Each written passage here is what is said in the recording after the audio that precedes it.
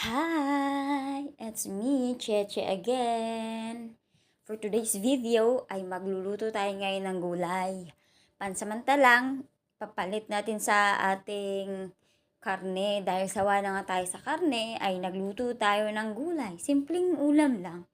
Yung gulay lang na ang mga ingredients na ito ay kalabasa, meron tayong talbos ng kamote, may sitaw, may talong, and okra. Tapos nilagyan natin ng konting, dahil may natira nga tayong konting pritong bangos, nilagyan natin kapiraso. At ang ating sausawan pala, dahil ay medyo, di ba, gulay ay medyo matabang-tabang konti, so ang ating sausawan ay boneless bagoong na nilagyan ng kamatis, sibuyas, at saka sili.